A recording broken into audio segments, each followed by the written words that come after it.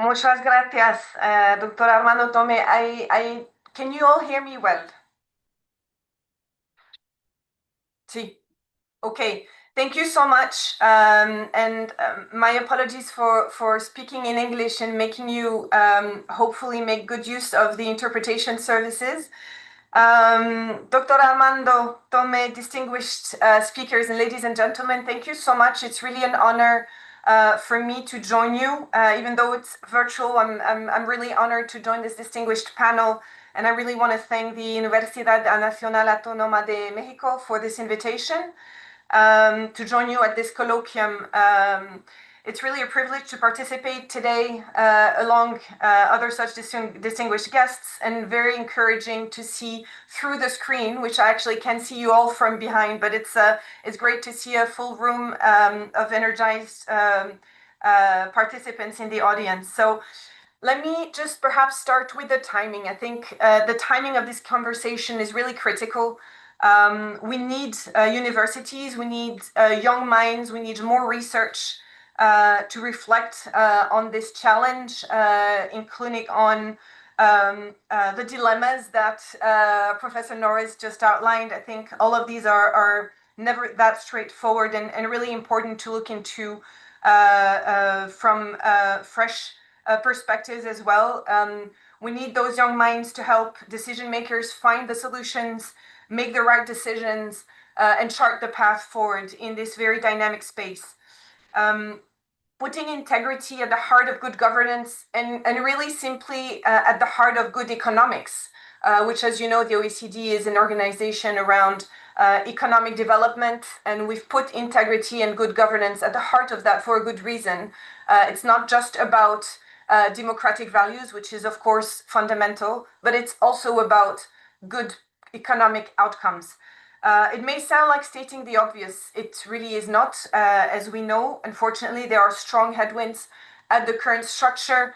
Corruption is being weaponized for geopolitical objectives. Integrity is increasingly seen, and this is a worrying trend, as a straitjacket for governments and an impediment to business competitiveness. We also see a rapid globalizing and expanding organized crime, which is exploiting corruption on a massive scale. Globalization and digitalization are also raising new challenges in that space. So it's important that we circle back and have a strong message around integrity. And events like this and this colloquium is really important, and one of the milestones to get these voices out. And we all know, and I think we're all convinced here and probably all preaching to each other's choir, that corruption in actually promoting integrity does deliver far-reaching benefits. It's not just a value proposition, it serves broader and critically important policy objectives that goes at the heart of the social contract in open democracies. Starting with, of course, people's trust in public institutions. Integrity ensures that representative democracies function with public interest at the heart of public decisions and policy decisions, and with public funds disbursed properly and accounted for. And the 2024 OECD survey on drivers of trust in public institutions showed very powerfully that perceptions of integrity remain actually quite poor in many countries. Less than a third of the respondents believed that government would refuse a corporation's demand if it went against the public interest. Nearly half doubt that a high-level political official would actually refuse to grant a political favor in return for a well-paid private sector job. Those are very striking numbers, ones that should indeed echo far in government's reflection and prioritization in terms of policy decisions and reforms that they need to put in place. But integrity also supports well-functioning institutions that deliver economic objectives, which I started with that. It strengthens business performance. It provides a level playing field and policy certainty. So it's not just about democracy, it's also about economic actors and good economics. And as I mentioned, it's why it's at the core also of the OECD agenda. And this is also why integrity considerations are now being integrated more systematically into the OECD's country surveillance work, macroeconomic surveillance work, such as the OECD economic surveys. So I agree with the premise of the colloquium that building integrity can often feel like an art form. It generates the best results. To do that often requires a creative approach that looks beyond established practices and actually finds innovative, nuanced solutions to very complicated challenges and very often trade-offs that government face. But what I would like to speak to you on just and take a few minutes around is bringing perhaps the science and the evidence into our debate and into public governance. What gets measured gets managed. This is a famous say that is very relevant here. And this is why we've, at the OECD, tried to improve data quality and governance. We support building monitoring systems and information flows and using data in evidence-based policy making. It's central to the OECD approach to public integrity. So let me just perhaps go through the approach to integrity that the OECD has been promoting in the past decade. It's captured in three leading instruments: the recommendation on public integrity, the recommendation on transparency and integrity in lobbying and influence, and the recommendation on managing conflict of interest in the public service. Together, these recommendations aim to shift countries away from an overly compliance approach, which reacts to corruption when it occurs, and has sometimes the drawback of leading to tick the box exercise. Instead, we're really aiming to support countries take a system approach to integrity. And what do we mean by that? First, embedding integrity considerations in decision-making governance processes at large, building understanding of corruption risks, and focusing reforms and resources in risk areas. So better understanding the corruption landscape in any given context. And importantly, and I think this is probably one where we can spend some time on, and I think very relevant to the conversation so far, which is developing a culture of integrity across the whole of society, in which both the government, the private sector, the public feel able to talk about corruption, to be responsible for preventing it, and everyone has a role to play so that everyone moves in the right and in the same direction. And I think this point is particularly important and critical in context of high uncertainty, which is the context that we're all in at the moment. So by taking this approach, integrity systems, we have seen, are better able to address the causes of corruption, to build resilience to it, institutional resilience, but also social resilience to it. It better supports citizens and business expectations that public services will be transparent, accessible, and respond to their needs, which is a key driver of trust in government, as I mentioned. So to support countries in this work, we've developed public integrity indicators. This has been a long-standing work and a very important initiative at the OECD to try and not necessarily move away, but build beyond the perception approach indicators, which already exist, which provide a very important feedback and inform us on integrity in the integrity space. But here it's more, it's developed around objective and actionable data, really to help governments understand where the strengths and gaps are in both integrity regulations and in their applications in practice. So we have those indicators across 4 data sets that contain 320 criteria, so it's pretty granular and detailed. It can offer benchmarking to support improvements and enable progress to be tracked over time. And it enables peer review learning and knowledge exchange between OECD countries and partner countries. So this is the OECD approach. Very often, as you know, we're an evidence bank, as we like to say. We provide the evidence, we put it on the table, but we provide it not necessarily just as a mirror or It's not to point fingers as much as to help those champions of integrity move through the system and build better systems. The indicators are based on data that is provided and validated by governments rather than perceptions or expert assessments. They therefore avoid many of the or some of the pitfalls of indexes that include changing attitudes to incumbent governments or the influence or foreign interference over citizens' perceptions. We published insights from the indicators last month in the 2026 Anti-Corruption and Integrity Outlook, which you can access here through the QR codes on the slide. I invite you to take a look and use it in the future and in the research to nourish some of these conversations beyond the colloquium.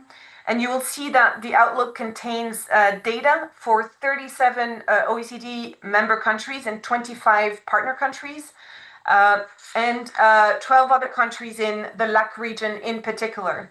And I'm pleased to share some of these insights with you now.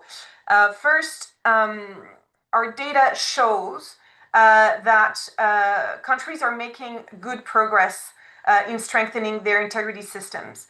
So far this decade, about 11 countries have introduced their first ever lobbying law to manage external influence and interests in policy making. I'm wondering if I have the right PowerPoint. Actually, there it is. Many more are currently reflecting on this issue, which has become increasingly at the core of democratic resilience and transparency standards. So we're really keen to build on this trend of countries increasingly looking at lobbying and more generally influence over public policy making and how to regulate it. In the last 2 years, more and more countries have also adopted national strategic frameworks for anti-corruption for the first time. 2/3 of OECD members and almost 9 in 10 of partner countries assessed through our indicators actually now have a strategy in place. And in many respects, country strategies are actually improving. On average, the strategies that we've assessed in 2025 more effectively used evidence to assess corruption risk and set objectives than those assessed in 2020. So there's a positive trend. They also included stronger measures for ensuring implementation, including proper action plans and monitoring processes. But there's still quite a lot of room for improvement. Countries are still not using indicators well enough to effectively measure the outcomes and impact of strategies. Consultations during the development of many country strategies could also improve, and evaluations of strategies' effectiveness could be strengthened. Finally, and this is quite important in the context of the impact of national strategies, financial planning of strategies could be better laid out in strategic documents and related budget documentation. As we know, you can put everything right in paper, but if the institutions and if you don't put the means for this strategy to be taken forward and carried forward, it will stay a very nice piece of paper. So this is one element that very often we don't think of, but is actually quite important. So beyond that, many country strategies contain objectives to combat public sector fraud and corruption, and to mitigate integrity risks in public procurement, in human resources management, internal control, and risk management. However, country strategies could better target corruption risk in the private sector and in other high-risk areas such as infrastructure, healthcare, or customs. And you will see that at present, 67% of country strategies target corruption in the private sector, only 42% target other high-risk sectors. So this is also an important element of the approach and the advice that we give governments, which is not only to look at and design strategic national objectives, but also to conduct risk assessments and identify where are the heat points, if you wish, in their space. What are the high-risk sectors where you may want to focus and to invest a lot of your both energy, resources, political capital to undergo very often difficult reforms that need to be made to make sure that the risks are addressed. So this does leave countries vulnerable to corruption in important areas of the economy and public service provision. In particular, state-owned enterprises, for instance, are very often left out of national strategies against corruption, which, as we know, is an important gap in the approach. So, more broadly, many countries have strong rules and standards in place, particularly in important areas such as conflict of interest and political finance. But in many cases, these laws and standards are improving, which is great. But we also see that integrity systems implementation remains an important challenge. So how to move from what would be appropriate or strong enough regulations and institutional frameworks to effective and impactful implementation. And across all the areas explored in our outlook, the average implementation gap for OECD members is about 19 percentage points. For OECD partner countries, it is about 26 percentage points for the implementation gap, which indicates that the rules are not always being translated into practice and therefore achieving the intended results. So these are part of the elements that we're shedding a light on that does probably confirm some of the instinctual, I would say, understanding of where the challenges are. But important for governments in particular, as we mean for these indicators to help make progress and make reforms and be operational. This is important messages to put in evidence. So an example of the implementation gap that I can give you, for instance, is only around 1 in 4 OECD members actually track the implementation of their anti-corruption strategies. And we know that actually tracking the implementation of strategies make them more effective because it forces and it helps government put in place the right monitoring and evaluation frameworks that encourages implementation. So it's a positive and a virtuous circle. About only half of OECD partner countries actually do. Another example of an important implementation gap is in political financing laws.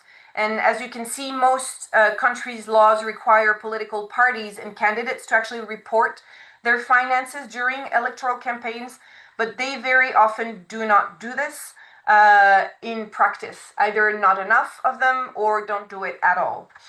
So our new these are important examples of where implementation gaps exist in the integrity systems, but obviously we cover this across the different policy areas. Our new data on integrity in justice systems also show that most OECD members and partners have, in fact, strong regulatory frameworks for judicial and prosecutorial integrity. For example, around 3/4 of members and partners have conflict of interest rules in place for judges, and over 80% of them for prosecutors. But again, here, implementation is a challenge. The required interest declarations are consistently submitted in only less than a third of OECD countries and less than half of partner countries. And these rates are generally even lower than OECD average for other types of officials, such as MPs and senior civil servants. And this is an interesting message to compare judges versus MPs or other senior civil servants, which are exposed individuals, to see that there's still a culture of disclosure and transparency that may need to be advanced in that particular branch. To try to address these challenges, countries are increasing their use of data and digital tools as efficient and cost-effective ways to enhance integrity and identify corruption risks. Examples, for example, include machine learning and analytics to improve risk management and audit, the use of AI to analyze large data sets to identify fraud. Of course, technology is not the panacea. It's not necessarily the straight silver bullet that will fix it all, but it's a very important leverage and instrument that can still help us bridge some of these gaps. And they, in fact, also contribute to building this integrity culture. Because very often Setting up these technologies requires the use of data, and data that is not necessarily owned by the integrity institution, that very much and very often is owned by different parts of the government and of the public institutions, different regulators, and all of them should realize that they do play a role in promoting integrity and fighting corruption.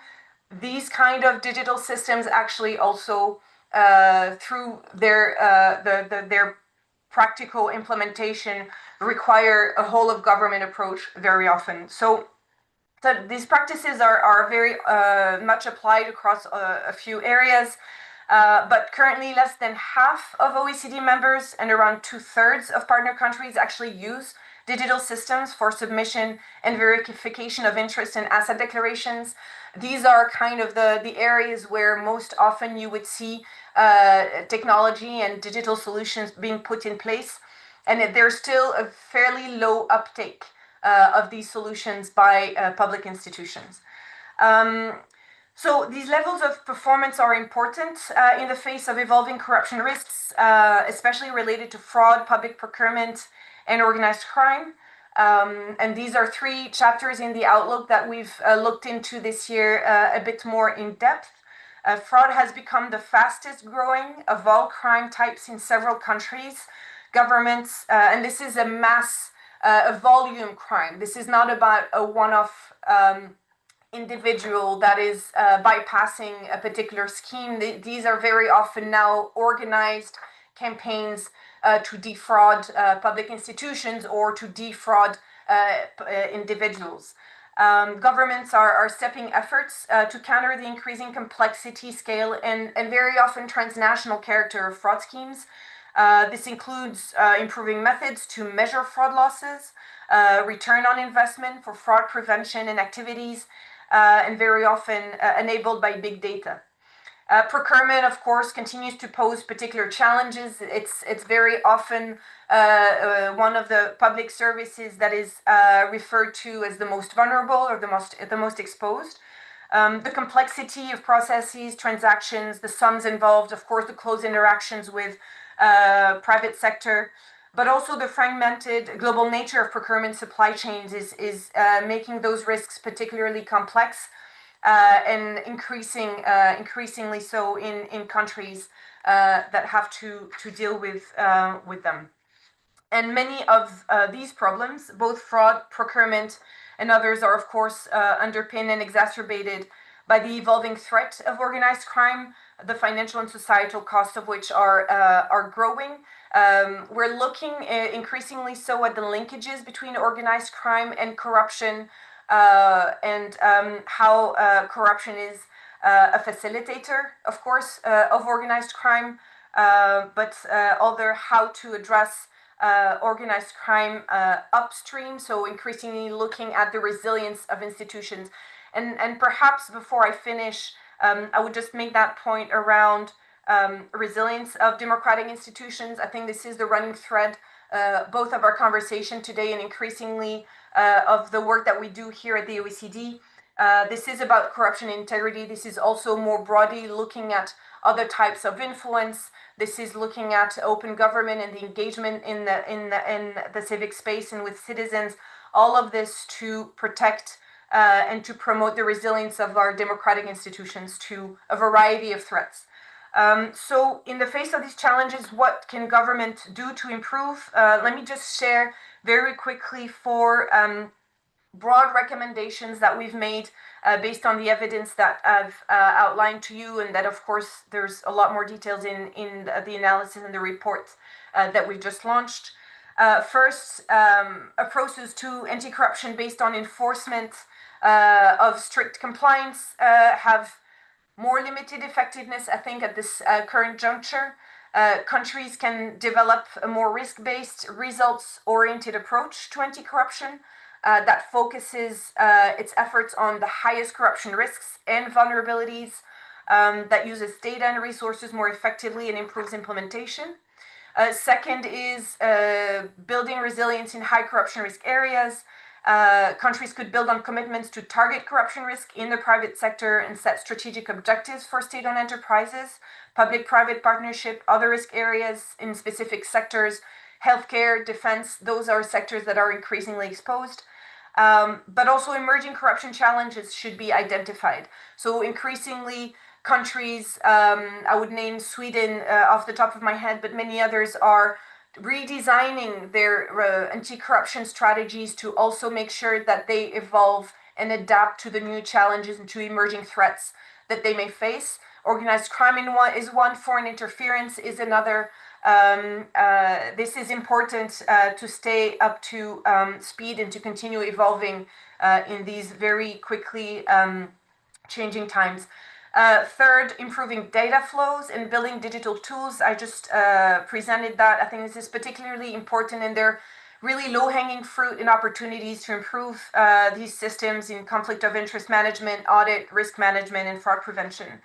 And finally, countries can strengthen measures to ensure integrity in the justice system. This is really critical and at the heart of it.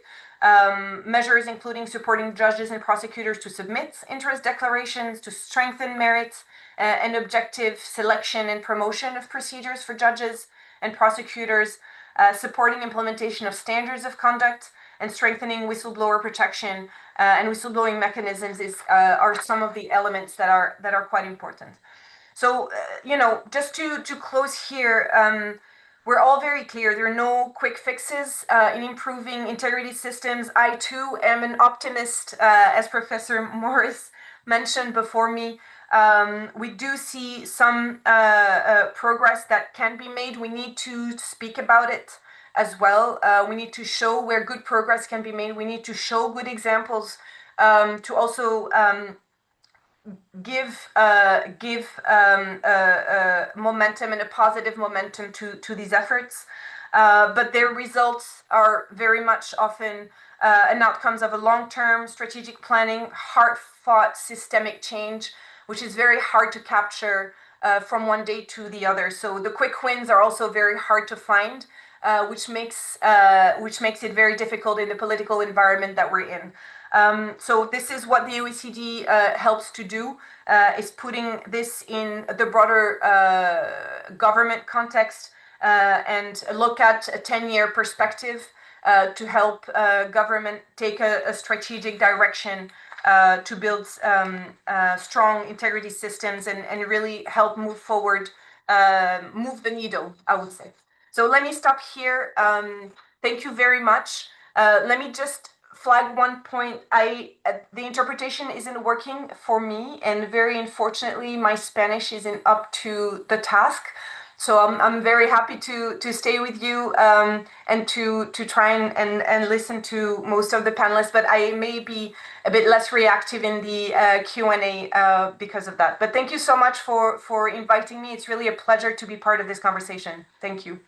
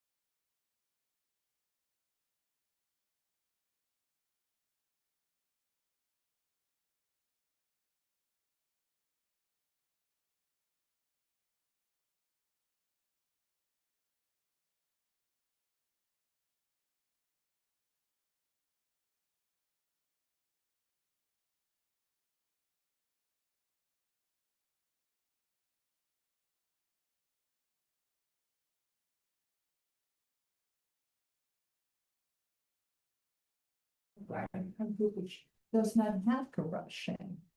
This exists everywhere in the world.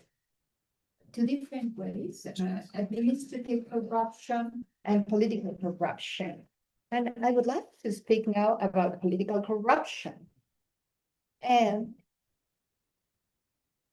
I'm going to say a couple of words. Political corruption means the corruption of the elite that has power to make decisions on behalf of society. That is the political corruption. They have the power to decide the rules and regulations and the policies on behalf of society. That is corruption. Administrative corruption is very easy to define. That is to say, is that you see everywhere. You go to an office and they ask you to grease their hands. That is to say, to give them a kickback. That's not that hard. Now, corruption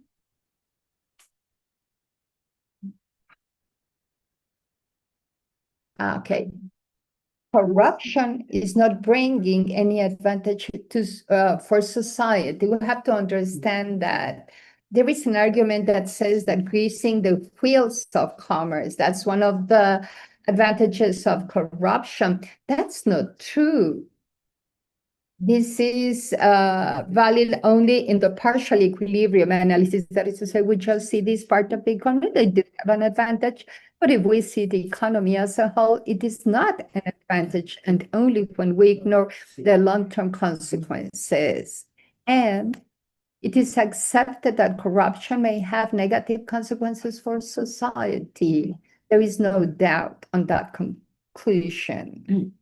We all agree with that. It is also accepted that political corruption may create much damages to society than administrative corruption, and given the negative consequences, then society wants to fight against corruption, to battle corruption because of its negative consequences. This is of no surprise. And we have two different strategies here to fight against corruption. The first one is strengthening institutions. That is to say, demand integrity, to require integrity from people. We can ask people not to be corrupt. The institutions are not to be corrupt, so as to prevent corruption. This is one of the ways of thinking, and the other way is to implement a monitoring system. It is very, very important to have a monitoring system, a very strong monitoring system in order to control corruption. I'm going to talk about now about strengthening the institutions.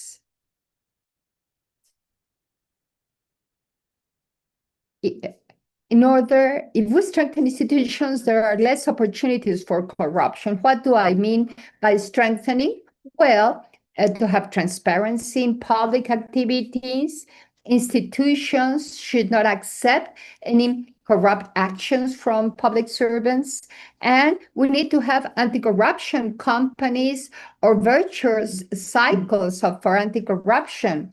Unfortunately, it is very common by the World Bank to say that they are going to hold a virtuous cycle of anti-corruption. It is common by the OECD to say that they are going, I'm sorry, Neya, but many times the OECD says that they have virtuous cycle of anti-corruption. And I disagree. I don't agree that we have such virtuous cycles now. I'm sorry, I don't fully agree that if we demand integrity will work. No, I don't think that demanding integrity is not working fine. What do I mean by strengthening the institutions? Which are the strategies of the elite? Well, the elite is basically honest. That is the assumption. I mean, they say that the elite is basically honest. They don't have the intention to be corrupt, but they take advantage of the weaknesses of the system, because if they see an opportunity, they take advantage of the opportunity. It is assuming this strategy of strengthening the institutions. What's most important, the most important assumption is that the elite has nothing to do with the development of these weaknesses. These weaknesses are natural weaknesses. It is not the elite that is doing something in order to develop such a weakness. These are natural weaknesses. The elite is doing nothing. They just take advantage of the weaknesses of society. And now there is part of the elite that does believe that, but the other part of the elite are different, and I will be describing them later. Now, which are the assumptions for this strategy? Strong institutions may control the elite. That's an assumption. This is an assumption. That is to say, they say, if the institution is strong, they are going to control the elite, or the institutions are exogenous to the system and managed by the elite. Corruption is separate from the elite. That's what they say, or that the assumptions that they have. This is an assumption that they are making of this strategy, which says that we should strengthen the institution. That's what I believe. Now, how do we apply this strategy? We need to strengthen the institutions by verifying first the assumptions on the elite, because they never verified that the elite is honest. They say that it is honest, but they say that it is not necessary to verify if the elite is honest or not. And we need to verify that. I mean, this strategy may work in some strategies against administrative corruption only. And that's why they believe that this strategy does work. Now, the second strategy is to depend on a monitoring system. We cannot, the assumption is that we cannot trust the elite, and it is necessary to have an ongoing monitoring of the elite. This is the assumption of this second strategy. The assumption is that the elite is corrupt. It tries to find possibilities or the right moment for corruption. This is the assumption of this strategy. How can we control them? Corruption? Well, this is a constant battle between the population and the elite. It assumes that the monitoring system is the situation. And the problem is that this monitoring system this monitoring system has a contradiction in itself. Let me explain the contradiction. Society is characterized by the elite. The elite gets power to maintain the public interest. Okay? Population gives its power to the elite in order for the elite to take care of public interest. That is to say, the population delegates the power. The interest of the elite many times is in conflict with its duties. There might be a conflict of interest between the elite and the duties. The elite might say, well, they might have interests which are in contradiction with the popular interest. The monitoring system then may allow us to achieve the objectives and control the elite, and the elite should also manage the monitoring institutions. That's a contradiction. It is the elite that has to manage the institutions that monitor society, that monitor themselves.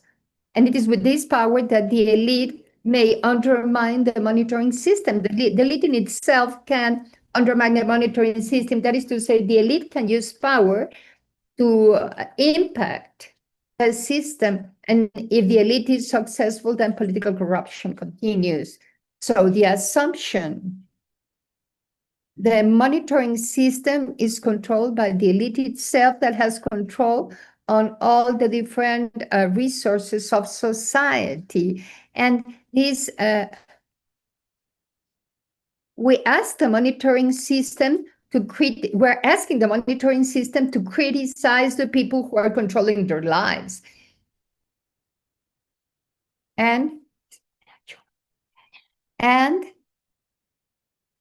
the system is asked to bite the hand that feeds it. I don't know if you understand this in English, which is bite the hand that feeds them. There is a translation in Spanish, but I cannot read it. I'm sorry, but they are asked the system to bite the hand.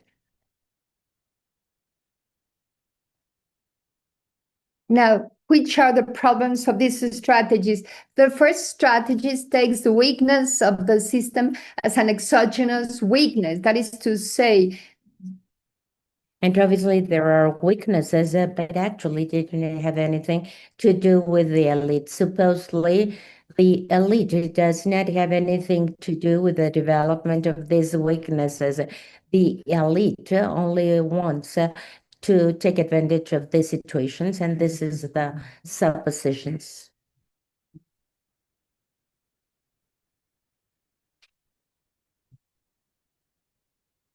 Well, this is a statement, a broader statement. Well, I have been given some copies, but actually I am not using all of my material because I am unable to present everything because of time. Well, the second strategy does not acknowledge that the system facilitates an elite with the intention of really extracting richness from the society. And the second synergy presents some conditions that help the elite to attain its objective. So this is a strategic problem. The success possibilities of a fight against corruption depend upon learning these problems. And at this time, I'm going to say something else in addition to what has been presented. The second strategy supposes that the elite is corrupt. And if we need to use the second strategy, we have to do much more. And I'm going to tell you about this in some minutes, but we have to do much more in order to fight against corruption. And actually, well, this is not a problem of intention or integrity. There are some questions about this system that I'm going to quickly present to you. There are matters about policy control or bad monitoring. What does this mean, that there are problems with the monitoring system? Let me tell you, how can the elite can control the monitoring system? What do we need in order to survive political corruption, and in what way can we have a political corruption? These are questions I will try to explain. What does a monitoring system mean? Well, you should remember that these are the elements of the monitoring system. I am going to speak about them in 5 more minutes.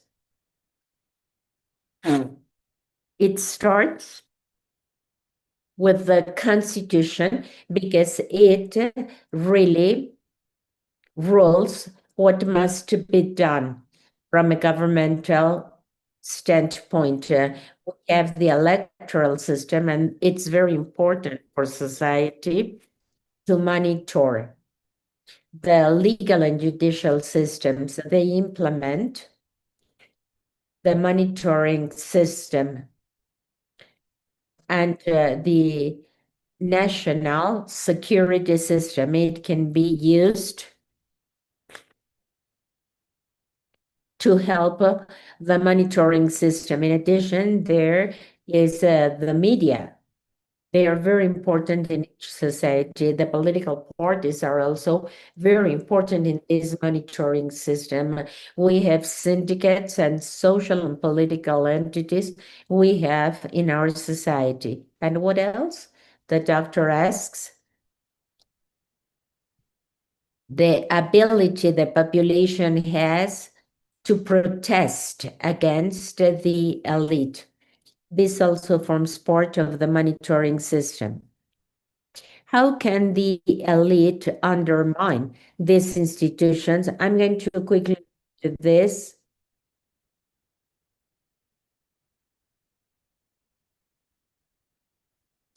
We have to challenge the objectives of said institutions. What did Victor Orban do in Jordania? He said that institutions do not represent the population because the population is threatened by Muslim immigrants, famine, and I am the only leader who is going to protect the reserves. We have to name the heads of the institutions that will be able to change the objectives of institutions. And what has Trump made in the States? Precisely this. He does not allow the Department of Justice to implement the justice rules, to deviate the attention to less important objectives. Victor Orban has made this. Modi in India has done the same. And they go to the following path. They are controlling the population because of corruption in politics. They deny resources institutions need. Victor Orban has made this in Hungary. Trump is making this in the United States. He has denied very many resources to the public, control the media, who can criticize. Modi is a very important example of what has happened in India. He has approved regulations, laws, and for instance, he states that you can use this word to criticize this person. This is what Orban did in Hungary and the leader of Turkey. What he has done in Turkey, this is very common, to apply restrictions upon social entities. This has been done by everybody. Well, I will go back to this. This is everything related to restrictions and the way of undermining the power of the monetary power. Victor Orban, just 2 weeks ago, was using this, and after that, he was dismissed. This is an example, one only example where the population has really taken out this leader that was leading the autocratic path. This has not happened in India. Modi went back to be the leader of the country. And in Turkey, the same thing happened. What does this mean? Okay, what do we need in order to economically survive? The first condition, it is in yellow. In yellow,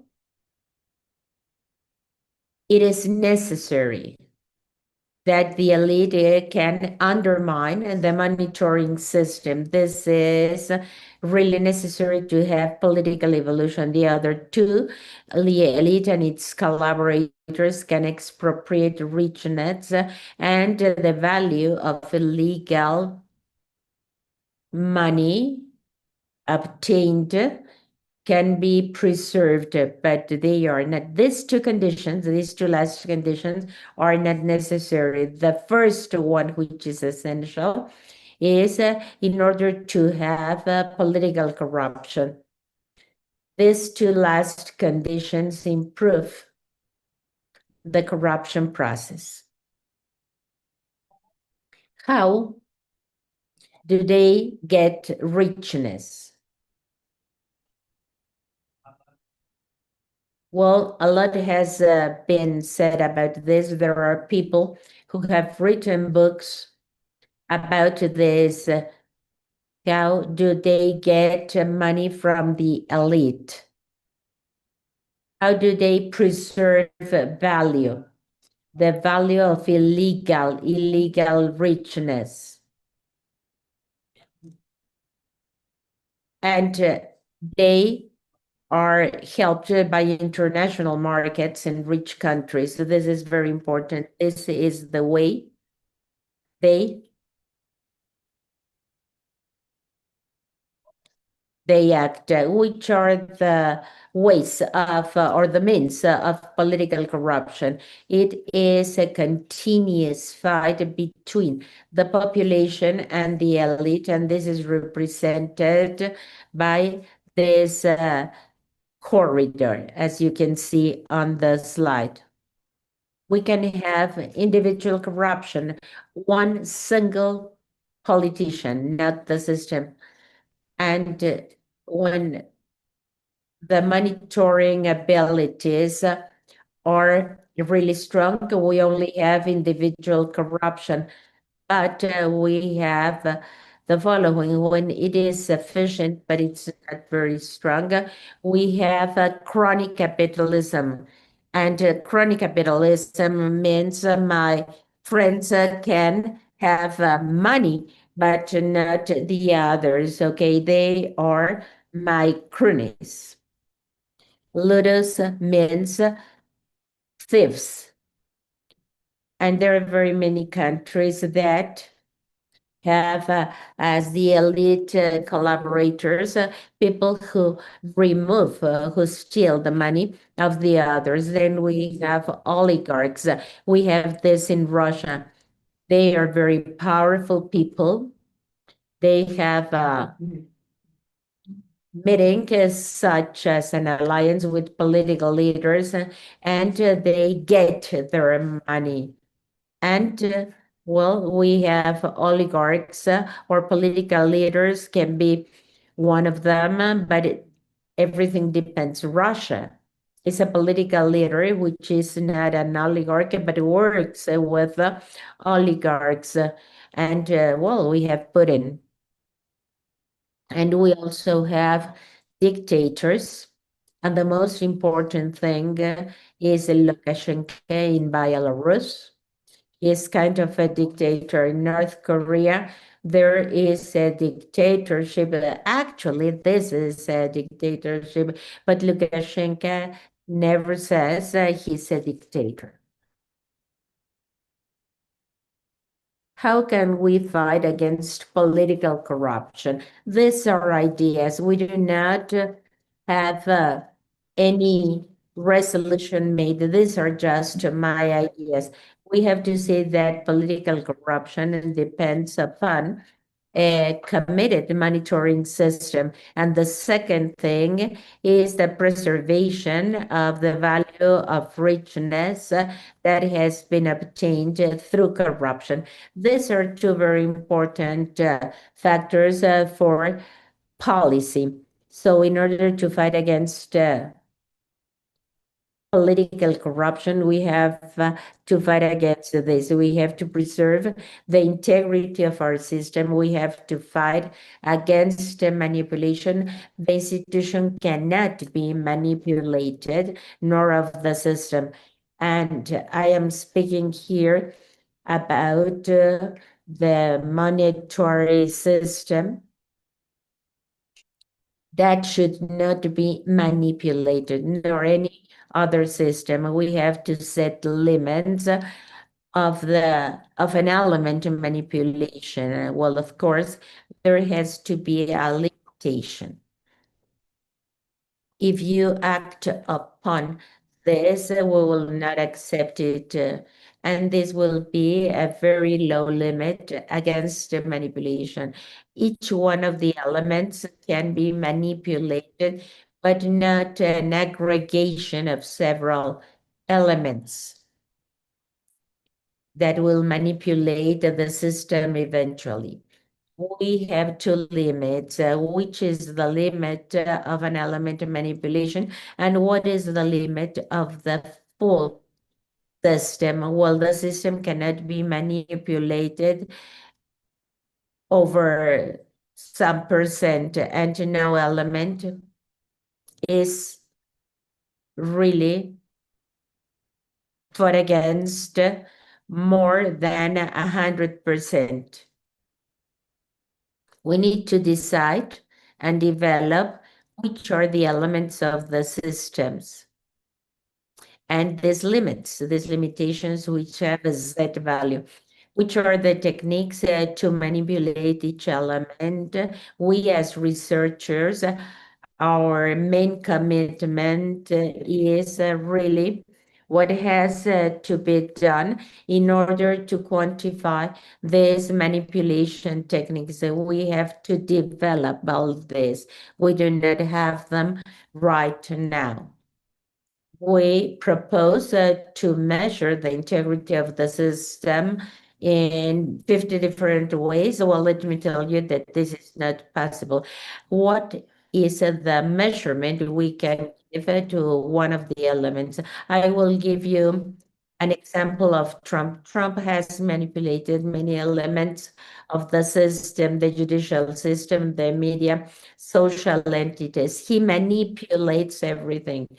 The question the population asks is the following. Well, there is part of the population which agrees with the other objectives. For instance, immigration policies, global mastering, and the objectives of Trump are manipulation and global manipulation. Well, unfortunately, you will not be able to see this. What does the population have to do? And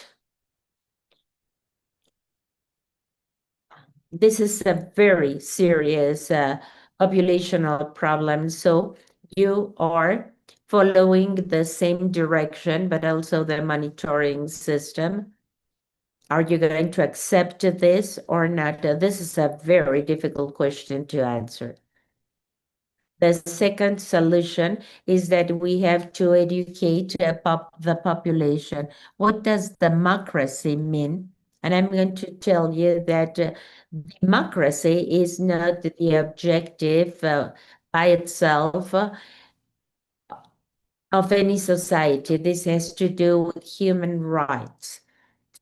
How can we measure human rights?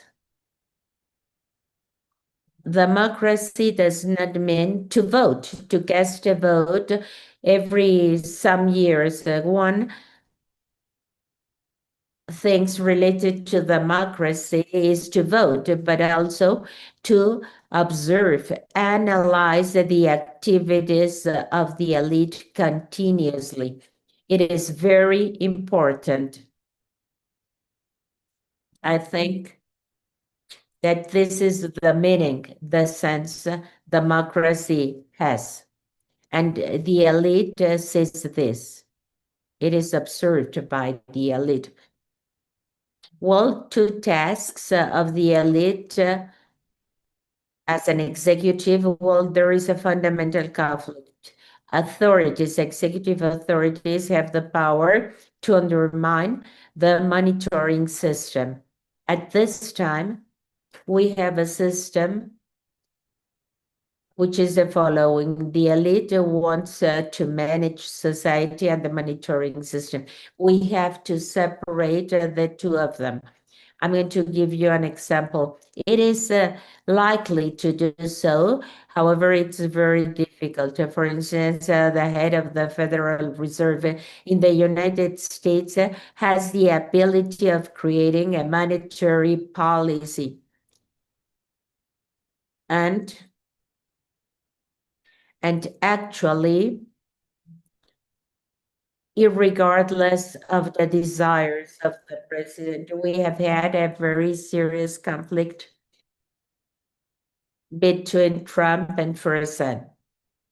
This is why he did not want the Federal Reserve could move forward, because it wanted the Federal Reserve to decrease the interest rate, but actually Trump did not allow. So is it possible to separate the institutional power from the presidential power?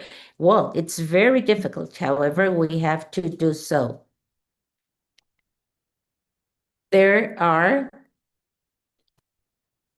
I'm going to end in 2 more minutes. We have short-term actions that must be acknowledged by countries. Short-term actions that have some advantages can also have long-term repercussions. We have to tell apart where foreign funds come from. Is it legal or not? They can come without restrictions, and actually they do not care if the funds they receive are legal or not. We have to make sure that the funds will be taxed in its countries of origins. In Canada, there was a large amount of investments coming from China, from real estate Canadian companies, and they had not paid taxes in China. So this policy had to be changed. So investments must be made public in London. This is a great problem, a big problem. Very many international funds go to London, and it is said that there is available information, but it is not available. Is there, well, then we have discussion. Do we have possibilities of success? I do not know. Well, thank you very much, Dr. J. A big round of applause for him. And well, actually, we still have a lot of homework to make about the monitoring system. You spoke about the Constitution and the Parliament in order to support the legal service, judicial services, and unfortunately, we'll have a very serious problem. National security. There are very many insights. You live with us, Dr. Jake, and thank you very much. We will move forward with this wonderful table, and I will present Professor Guadalupe Araceli Garcia Martinez. She is the head of anti-corruption of the government. We will be calling you in order to discuss all this with tax matters. She's an expert, and she has been a professor in administrative justice in the northeastern part. More than 42 years in public service with key positions in institutions like the Ministry of Finance, where he was Director of Budgetary and Tax Consultation and Director General of Legal Affairs. He has also been Director of the ISTE, of the Tax Administration Service, head of the support unit of the Ministry of Economy, and head of the Department of Funds and Values of the Ministry of the Federation. She has been chairing the ISTE Surveillance Commission. She has worked in strengthening the coordination of national audits in coordination with the superior audit and internal control departments in high-risk areas, and promotion of integrity, transparency, and corruption fight policies contributing to the generation of a much more robust institutional framework to prevent and sanction any irregular actions in the public sector. She is currently Undersecretary for Anti-Corruption at the federal government. Welcome, Guadalupe. A couple of days ago, we talked with Dr. Robledo, and I am sure that we are going to make a lot of joint projects together with your Undersecretariat. Thank you so much, Guadalupe, and I would like to give the floor to you now. You have the power now. You have the microphone. Thank you so much. It is an honor to be with you at this School of Accounting and Public Administration. Congratulations not only for this colloquium, but also for your facilities. It's beautiful. Always a national university is a beautiful venue, always in the vanguard.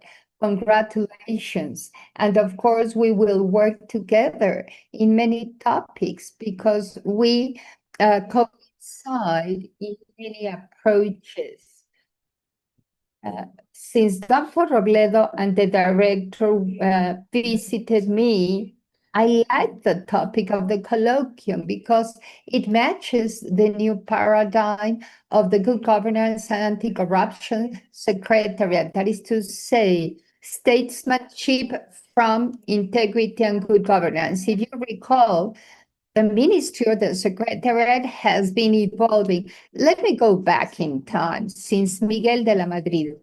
This does not mean that in the past there was no accountability. Of course, there is a background of an accounting office at the Ministry of Finance under the president for years before that administration. But now, the Contraloría Mayor has already divided, and it is Auditoría Superior de la Federación, but internally we also have internal control through the evolution of this ministry.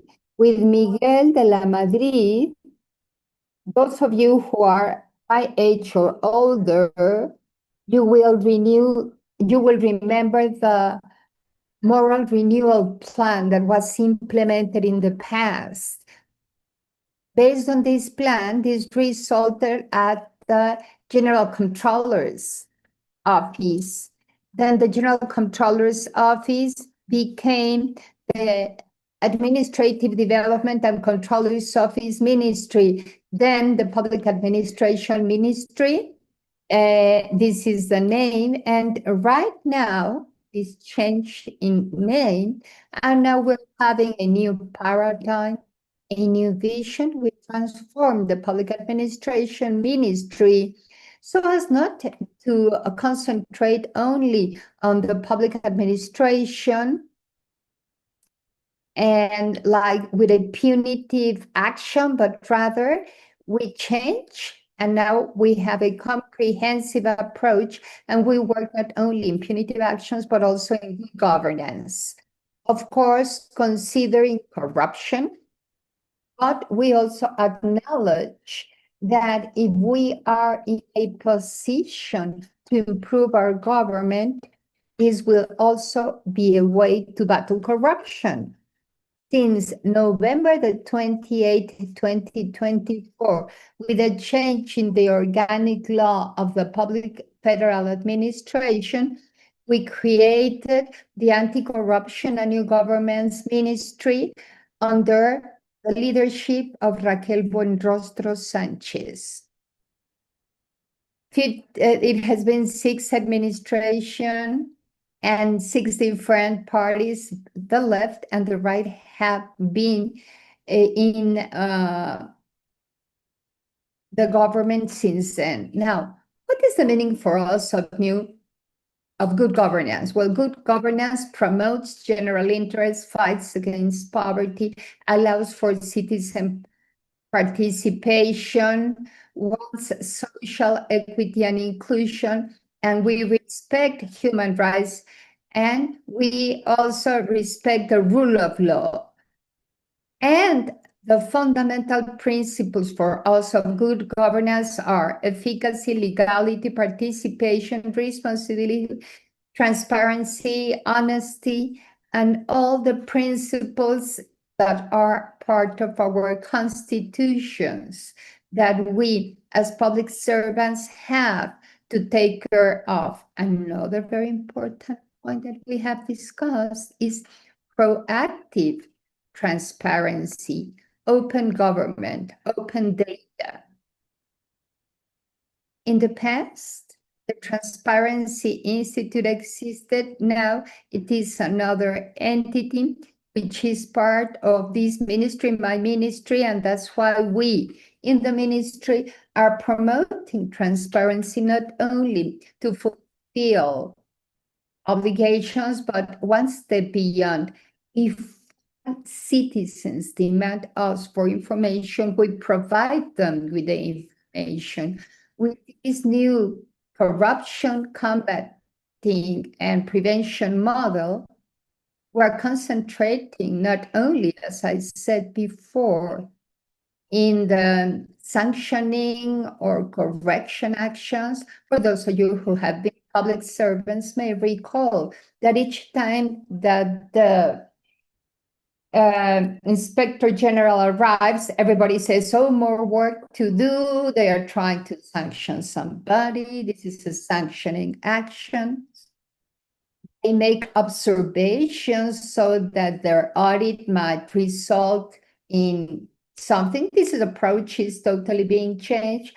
And we ourselves are changing at the ministry the goal of our function, because we also want to support today the institutions to have to make better decisions, to avoid corruption by helping them in their daily tasks. For those of you who have already worked at the government in the past, if you requested for help to the Inspector General, which in Mexico is the OIC, they said, I cannot help you now because it would be like sanctioning or agreeing with you, and then I cannot check and sanction. Well, we are changing the approach of Inspector General. We have already changed that. This is not changing. We have already changed that. And now we have two different departments at the ministry. Anti-corruption, which is my undersecretariat, and good governance with Dr. Alejandro Encinas, who already joined us on Monday in one of the dialogues that we had. Good governance accompanies you. That is to say, this is the area that may support, try to correct the actions when they are happening, and not waiting for things to happen to correct them later. Of course, there are some actions like priority projects, which the speed is a little bit fast, so good governance works with them, telling them this cannot be like direct purchase. You have to go through a bidding process. You need to ask the authority for an authorization.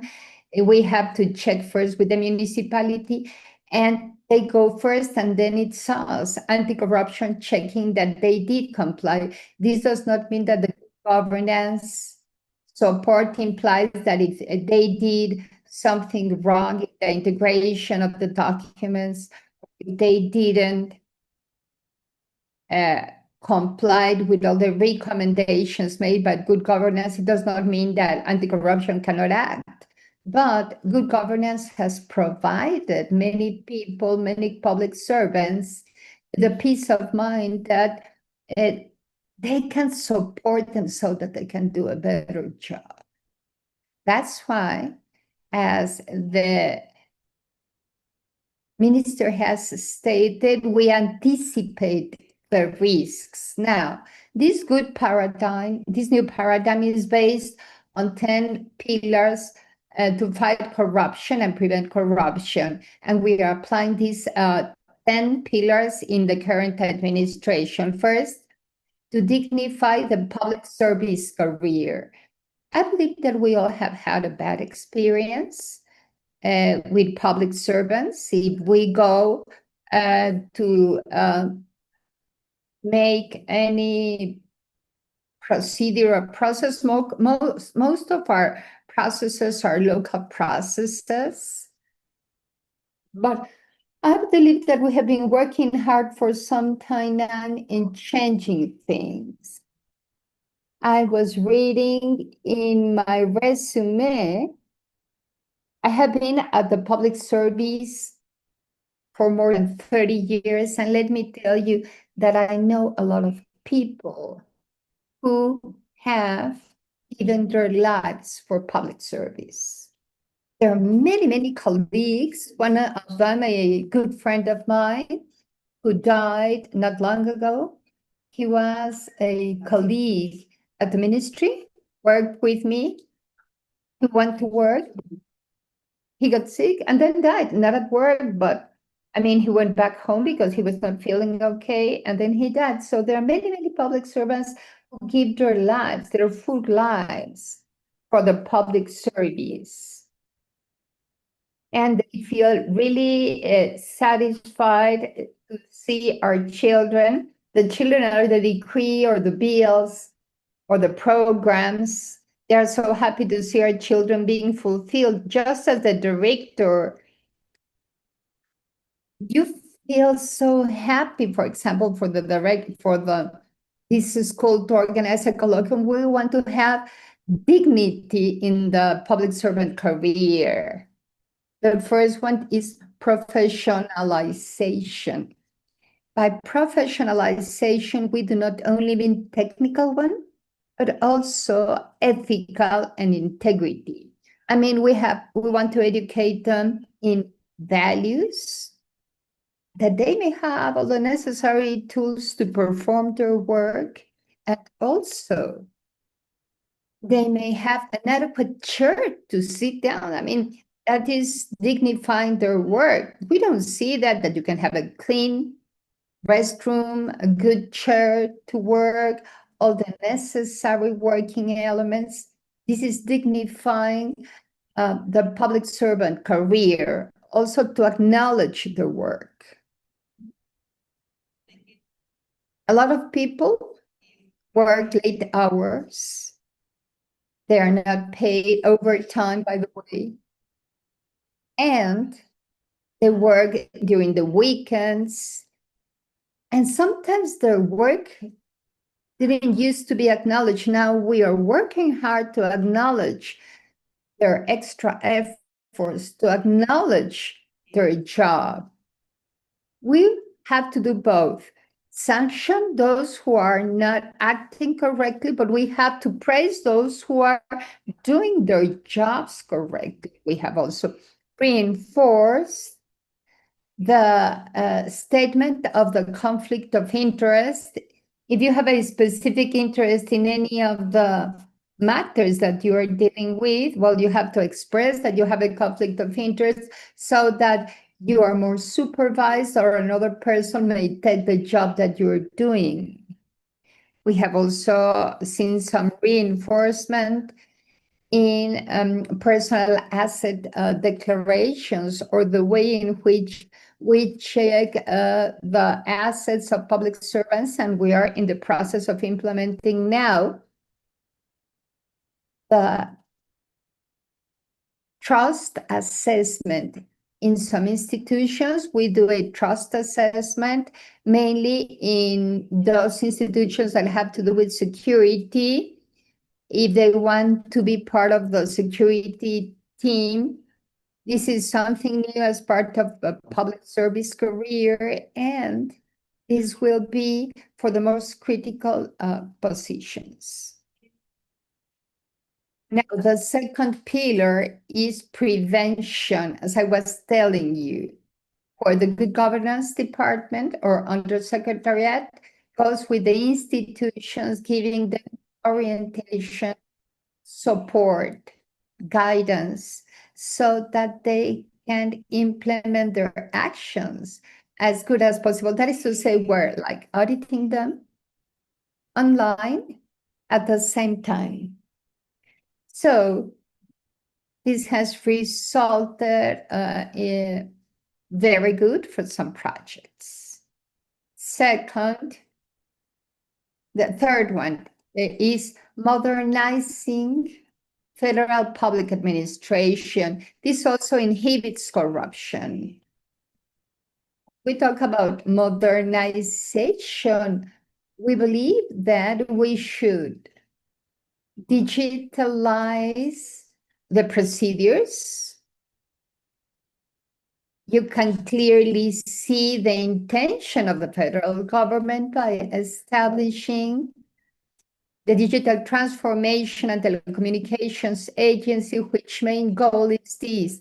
That is to say that all the different procedures can be made by the citizen any day, at any time, online. And that once you deliver any document, that the document is online and all the different public institutions can take your personal documents from your file, which is online, and therefore you are simplifying all the different procedures. We are also promoting that in order to improve the use of AI, artificial intelligence, for some public service mechanism to consolidate public procurement with transparency and for prices. We have worked here in developing a new procurement law that was published last year.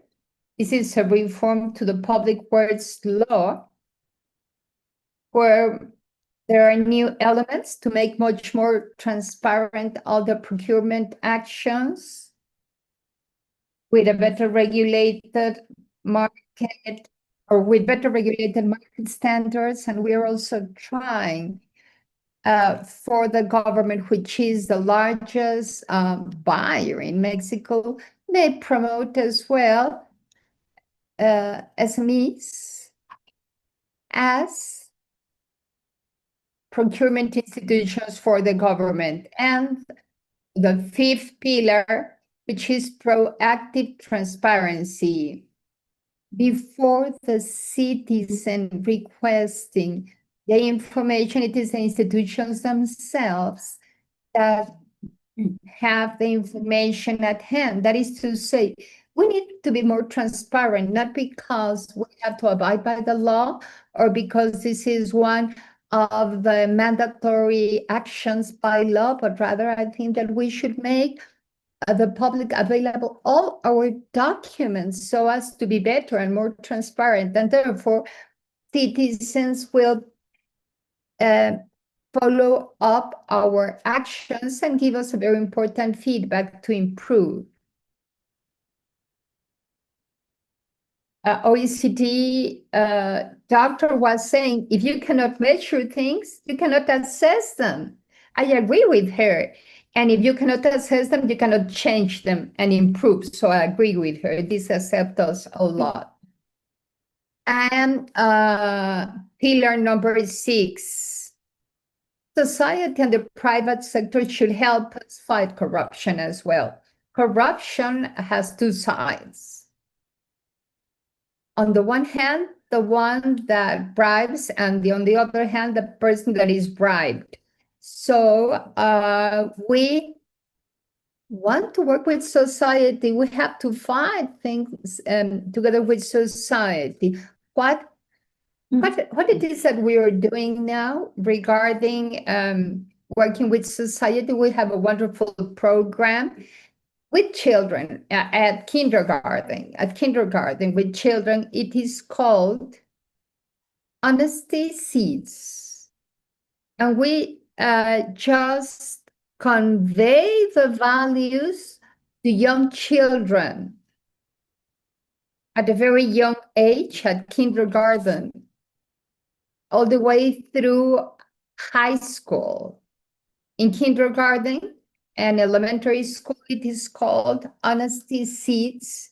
And for younger people in kinder high and high school, we have other specific programs like anti-corruption rally, where we disseminate values, presentations, and they can themselves express how they see corruption, what actions they can take, how they can work together with us in order to fight corruption.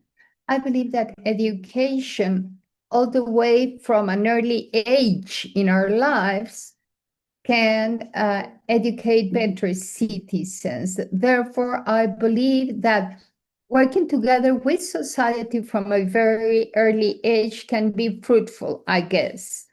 And there are other actions taken with society as well. The lecturer from the OECD was also explaining lobbying, okay? Lobbying is not regulated in the Federal Public Administration in Mexico. Nonetheless, we already have a bill, a lobbying act that we want to enact. This is something in Mexico. This is just for the Federal Public Administration, by the way, but if at the legislative there is an agreement that they have lobbyists, I mean, one thing is having lobbyists registered, a different thing is having an act, and we don't have an act. Therefore, the Supreme Court, as far as I remember, enacted some agreements made by the Supreme Court to try to regulate amicus curiae or hearings and other things. As of today, we had nothing, but we have a bill that we are going to send to Congress soon, so as to start with our first lobbying act. And social witnesses is another program that we have implemented. And here we also support the companies here for their internal integrity regulations. Many of the companies are interested in having their own regulations for integrity, for example, and mainly transnational companies. They have to comply with that because this is a regulation of the holding companies. Pillar number 7. To have greater impact with the Inspector General offices or OICs in Mexico. This is something that is also covered by the OECD. We're little people, few of us. I mean, we have 96 OICs and 96 representative offices only to cover the full federal administration, and we don't have enough staff in terms of public servants. So in terms of inspection general, we have to concentrate our efforts on the highest risk points, or where there is an indication that things might be wrong. Pillar number 8 is strengthening the culture of reporting things. We have to empower society so that they know that they can report things through confidential means, expedite means, so that they can file a complaint. And we have had good results, by the way. We have had people who dare to file a complaint, and they have been able to see that we as ministry are acting upon their complaints. This is very important for President Claudia Sheinbaum to empower public servants, or rather, I'm sorry, to empower citizens against corrupt public servants. And pillar number 9 is to perform investigations in order to inhibit corruption. That is to say, It is not enough that we get a report and say, no, no elements. Should we just dismiss the report or the complaint? No, we need to make use of several investigation lines. Don't ask the citizen to give you full information. I mean, if he files a report but shows you no evidence, you cannot answer no. You have to bring me the evidence if you want me to investigate. No. There is zero tolerance to corruption in our government. So we need to open different lines of investigation. I mean, there might be some reports also which are really which have no base, but people who dare to file a complaint, it is because there is something to report. Perhaps they don't know how to explain it because they don't know if it is something illegal or a lack of respect. Many times people don't clearly have an understanding of what they are, if it is something which is illegal or something that goes against the code of ethics. But our responsibility is to consider all the elements after we get a report so that that behavior can end. And pillar number 10 is to fight impunity.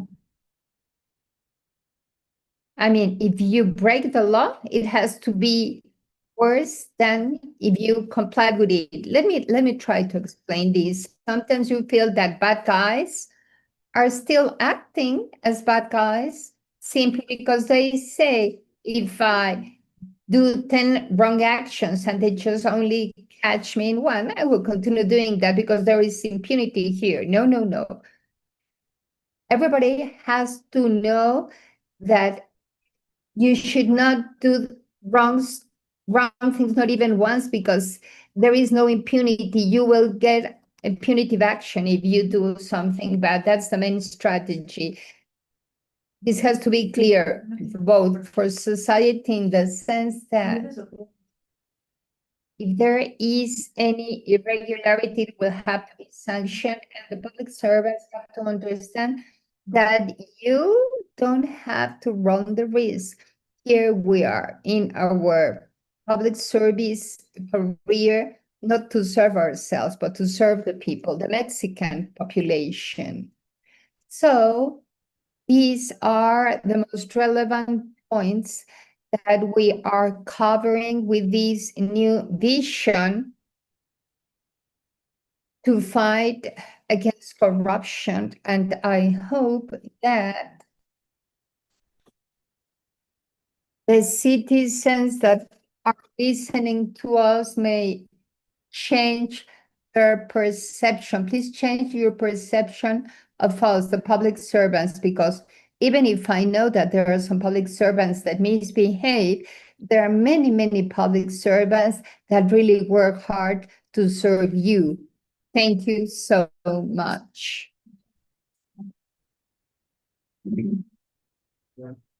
We sincerely thank Professor Araceli Garcia. Well, the participation of public officials is very important at this work table. So thank you very much, Professor, for your participation. Some days ago, we were speaking about this new paradigm of public service. And proudly, I told the Deputy Secretary that as to this school, accounting and administration, well, our students can really manage public sector activities that they have to do with corporate service, very many important topics that have been highlighted today. Ethics really has a cross-joint approach in all the programs our school offers, and it is a great pleasure for us to have you here, Deputy Secretary. As you have said, the culture of prevention and good governance is great, and to know I have to listen, and I am very pleased to listen about what public service is doing and to reflect upon the good practices that we public servers have. Thank you very much. I would like to add something.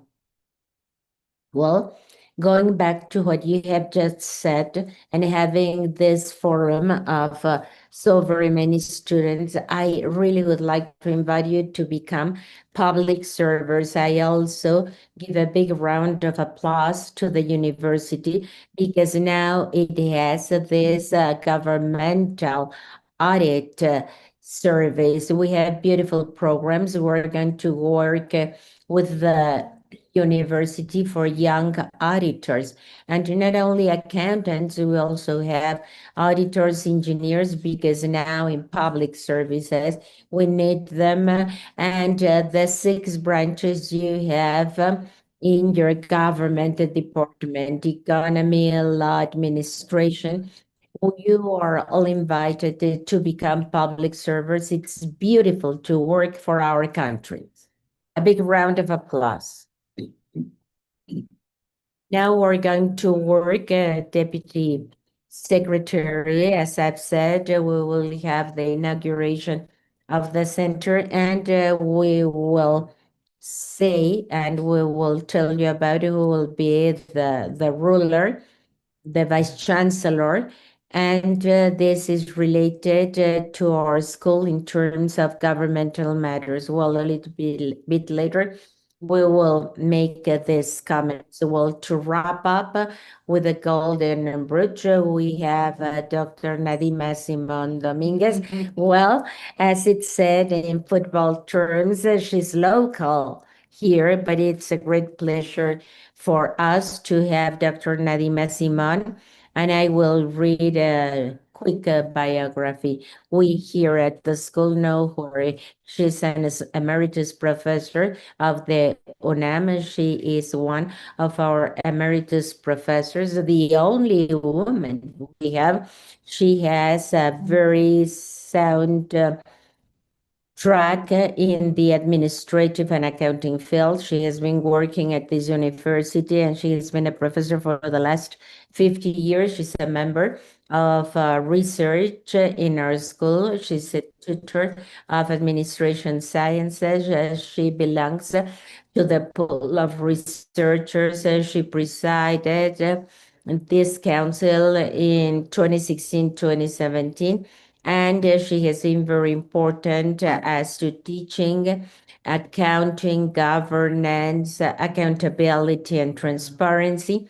And the topics were her work has really have really had a great impact is the steel industry and micro confection in SMEs and the participation of women in the inbound industry and integrity and good governance. She has been awarded with several prizes, prize biblos for her pet, and she has also participated in governance, entrepreneurial governance, social activities and governance and gender equity in administrative sciences. Her impact lies on the training and the helping of new people and promoting institutional transparency in our country and to contribute the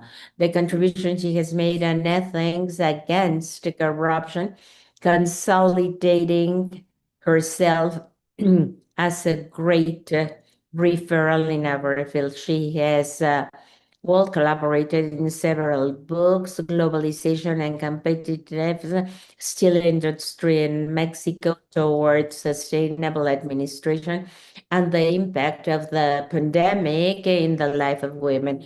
To be welcome, Professor, and let's give her a big round of applause. Thank you very much.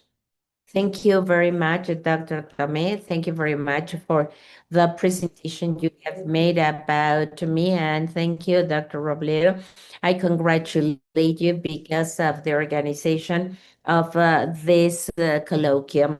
When I saw the title of it, I thought about a metaphor, a ship that is being taken through turbulent waters. And I would like you to share this metaphor.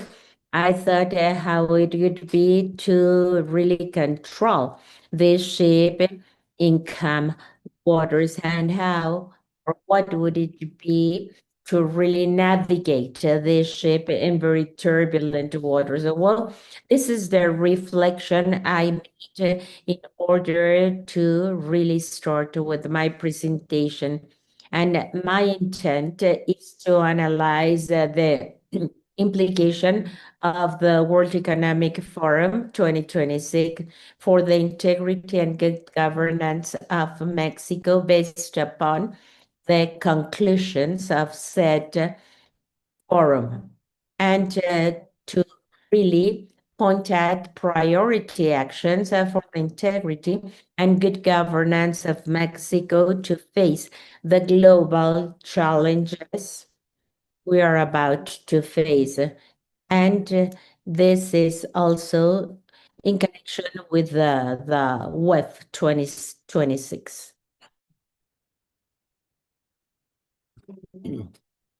I will not take that much in the definitions because of the speakers who have spoken before me have already defined them, but we have to be attentive to the following. Well, they imply directions and guidelines. In other words, to decide how we are going to really navigate to stern the ship in a responsible and fair way, and of course, taking very good care of the passengers on the ship. But in addition, we need to say how transparently shall we act and what standards will have to comply with in order to legitimate its course. On the other hand, what is integrity? Well, it is the context of standards and values of public servers, in this case, that have to have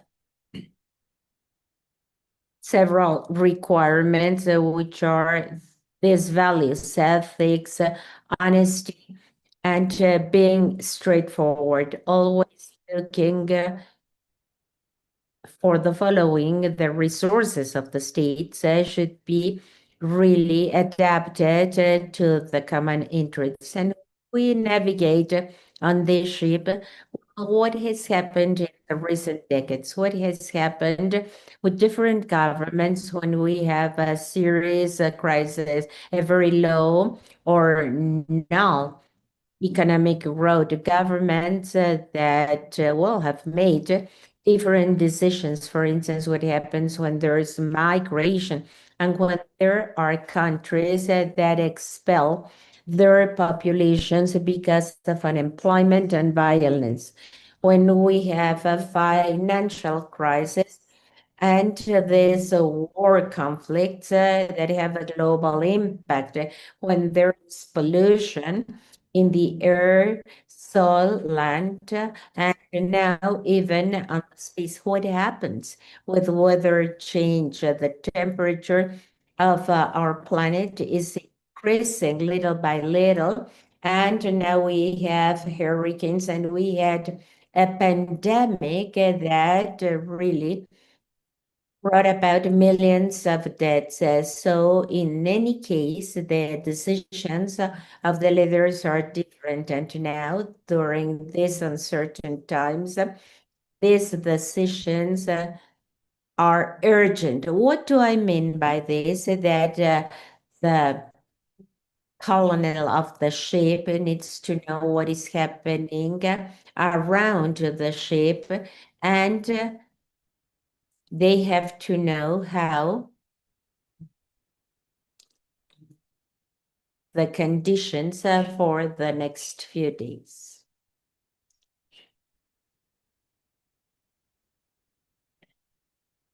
What has happened before?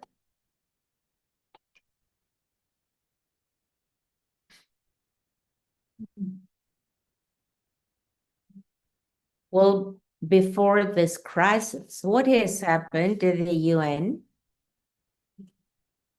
All the member countries of the UN before all this crisis they signed the 2030 agenda concerned about famine, wars, and economic growth. What has happened with the 2030 agenda? Mexico makes a report every year, and in the last one, it states that the 2030 objectives will not be complied with them. Now we will have a seminar about about South Asia, the southeastern part of Asia, and only some of these objectives will be complied with for 2030. And what is happening with the multilateral institution, just like the UN, because they are losing strength. And now let's see what is the WEF. It is an independent international organization. It was created or founded in 1971, and it gathers entrepreneurial, political, intellectual, and social leaders to have an influence on the global agenda, tackling different critical challenges every year. It takes place in Davos, Switzerland, and basically it looks for public-private cooperation, and it is financed by its partners, which are the largest global corporations. It has been seriously criticized. Well, yeah, because there is the political elite, the economic elite that has no borders. Of course, this must be or can be criticized. But what happened during this web? In order to learn and analyze how Mexico can really face all these challenges. This year, it took place last January. What was its motto? A spirit of dialogue. And what they wanted to tackle global cooperation in a context of very high geopolitical fragmentation. You can see here how many global political leaders, heads of state. There was a strong presence of the G7. Obviously, Trump was the main character. There was a very, very small representation of the BRICS and the absence of the president of Mexico. She sent the secretary of the environment. And what are the 5 global challenges? Well, cooperation in a highly disputed world. They decided that we need new sources of growth, and this growth is sustainable. What does this mean?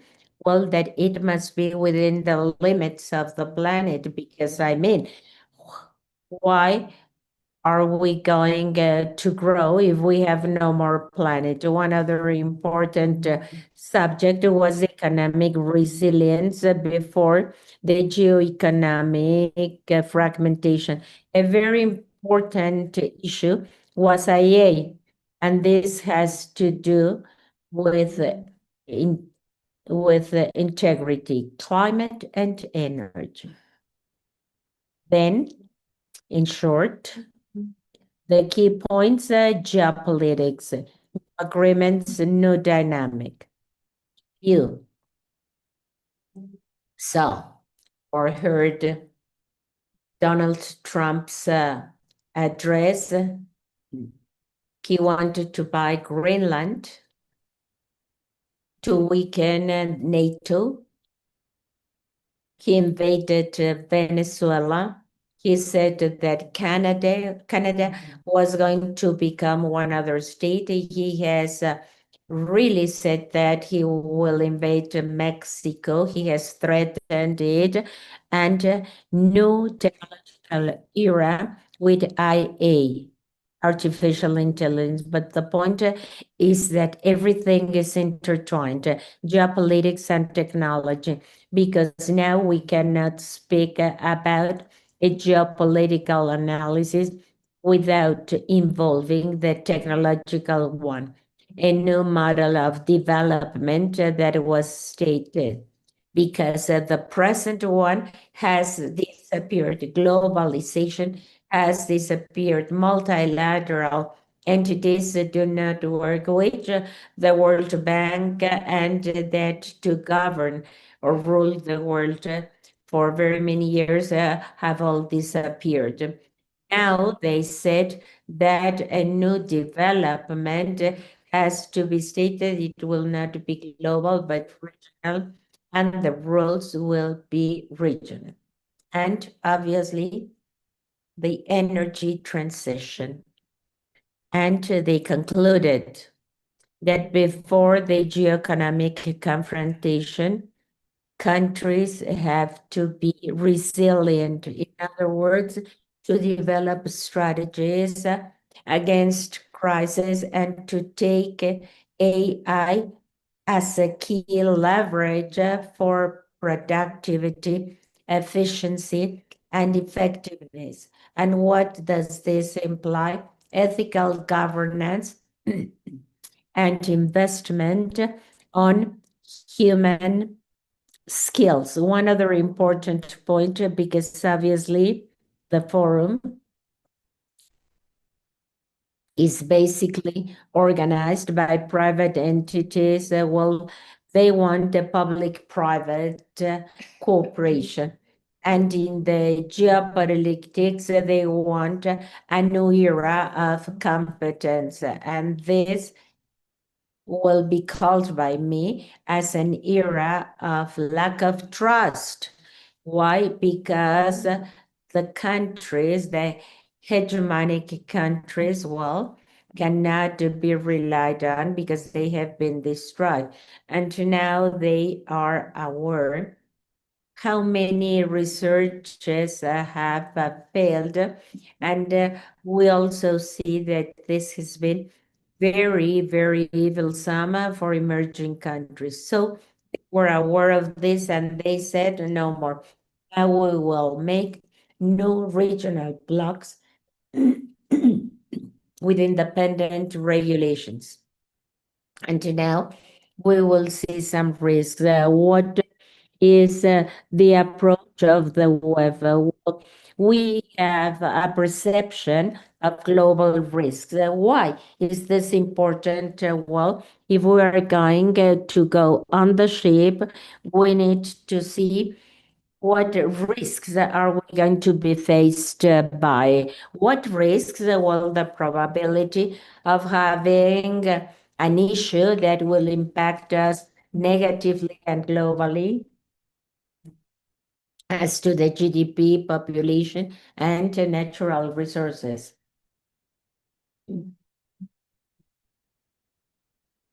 If we see the results of the 2024-2025 survey, in orange is geopolitical aspects, green environmental, purple misinformation, and misstatements, red and blue economy. Which is the highest risk of all? The geopolitical risk is the highest risk of all. And the armed conflicts, and in 2025, we didn't even have the war against Iran. And as per the 2025-2026 surveys, these are the risks to 2 years and 10 years to short-term environment. Short-term, green goes to place number 4, which is extreme weather events. And the first ones are geoeconomic confrontation topics. Second, we have misinformation and disinformation, societal polarization. Then extreme weather events, and then state-based armed conflict. And to the long term is extreme weather events, biodiversity, and there is misinformation and disinformation.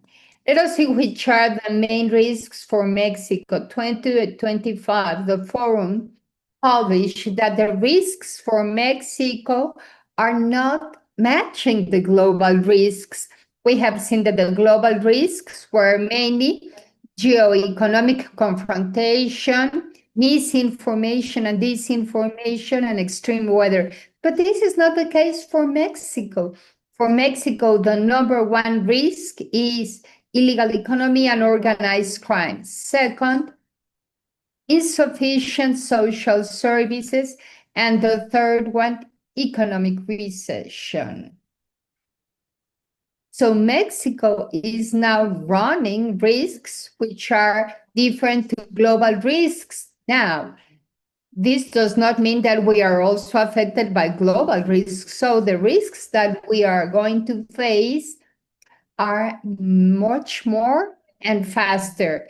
And I will end up by saying that the number one global risk is geoeconomic confrontation. What happens when Trump, in his discourse, he threatens with tariffs? What did the Minister of Canada said?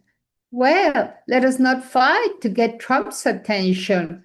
Mid-size power should create a bloc. But what happens with Mexico? Mexico is highly vulnerable and highly dependent on the United States. 80% of the exports go to the United States, and they have a high component of imports. Canada is exporting oil to the United States.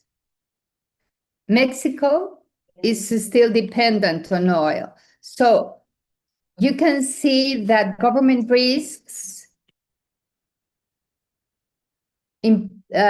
determine the government decisions. So what can Mexico do? In the forum, it was decided that due to the high level of vulnerability of the countries, we have to try to be autonomous in energy. We have to have sovereignty. We have only 2 days of reserves for gas. Supply chains are fundamental. Financial autonomy also. That is to say, if we have a high level of debt, then we cannot make decisions correctly. Risk number 2, misinformation. What do we have to do here? Regulate. We need to establish regulations for misinformation, both at the public service as well as at the digital arena, because this is a high risk for mankind. Extreme weather, number 3. Number 3 is extreme weather. Well, we have to go to climate actions under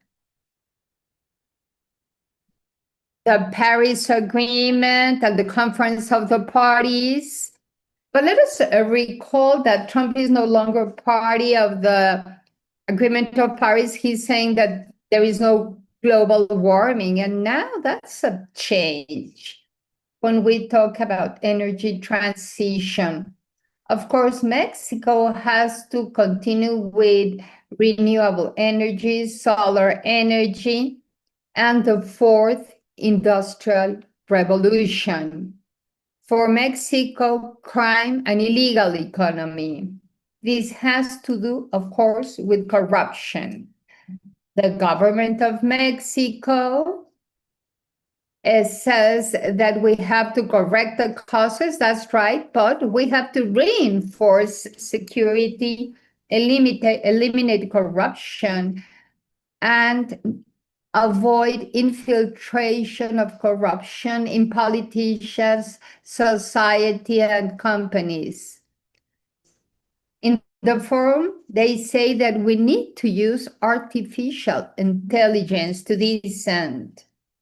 A lot of information, and more than fighting, we need to know where the money is, how the money moves, where to attack the money, how to detect illegal transactions, false invoices, money laundering activities.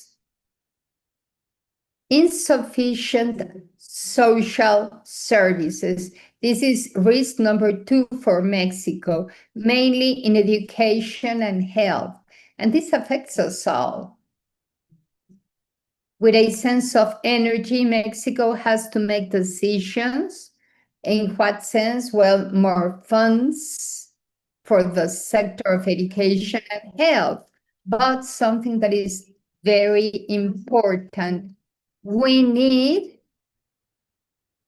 to make the available resources more effective and efficient. What do I mean by that? To do things right, in a right way, but with a sense of integrity. That is to say that for them to be effective, as it has been stated before, we have to be people-centric to make the right decisions and to make more efficient our services.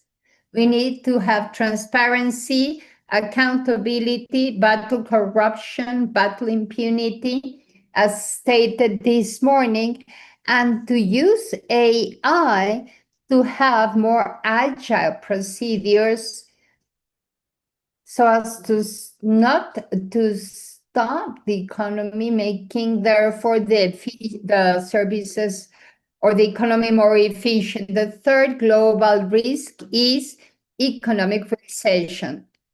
What can we do? More public and private investment, offering the right conditions. How? By cooperating for security and sustainability. If not, we're not going to get investment. Again, we see AI here as a technology to improve the productivity of companies as well as the supply chain. But the use of AI, what happens with the use of AI? It is displacing jobs. But this has to be offset with new types of jobs, new skills, new capacities. Final reflections. A good government has to take care of global risks. And those risks can be very complicated, but as I said in the beginning, the Pareto's principle, attention to 20% of the causes may solve 80% of the problems. Mexico, I believe, has to concentrate itself to priority risks. And in some way, the Economic Forum stated this, but it's worth if we discuss them as well. And to tackle the risks, we need strategic actions of public servants with integrity. We have seen that this implies high ethical legal values with transparency and accountability. And what should universities do? Well, we have to think that we have to educate students in such a way that they may understand that Mexico is not on its own, and that we have to understand the problems of geopolitics, the problems which imply risks, and this translates into risk management. In fact, the new sustainability information standards of the SNIF and IFRS are already establishing as pillars governance, strategy, risk management, and sustainability indicators. And AI in a cross-cutting way throughout all the different elements. Of course, sustainability was also part of the discussion at the forum. And by talking about the use of artificial intelligence, we have to be very careful. You know why? Because AI has legal, ethical, and regulatory implications. It has to be implemented with responsibility, transparency, and integrity. Thank you very, very much. A brilliant presentation. Thank you, as always. A brilliant presentation. Doctor, thank you so much. Of course, we have to be people-centric, and as part of your final reflections, you are also homework for higher education institutions. So many questions. I don't know what I am going to do now.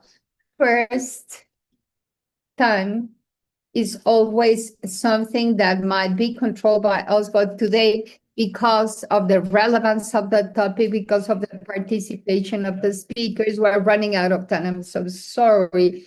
But in order to close this table, I know that one of the tasks of a moderator is generating a discussion, but we still have online Dr. Saula. Dr. Saula, could you be so kind as to help us with the translation so that she can make a few final comments on our discussion, please?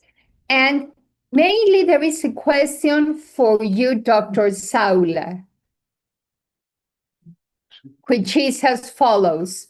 Which are the main political or administrative obstacles to be able to implement integrity practices in all the countries? Could you give us a very brief conclusion, Dr. Saula, and answer these questions, if you're so kind, please?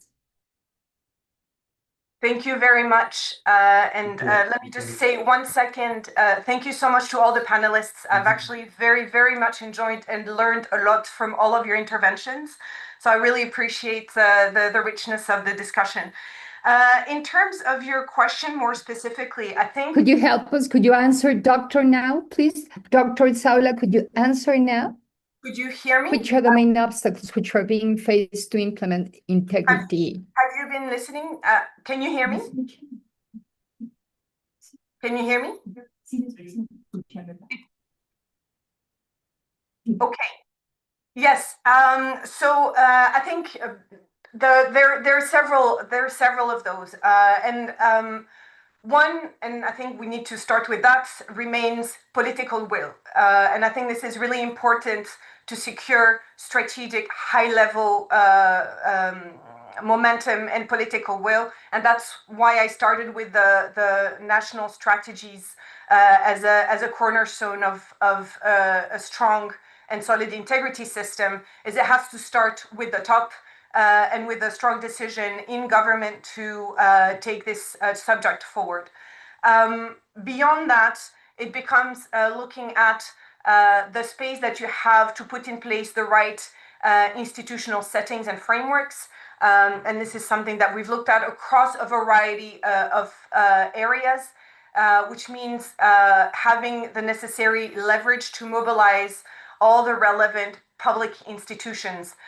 This is about, of course, setting and putting in place anti-corruption and integrity institution, and the deputy secretary that's here, I think, spoke to it extremely clearly.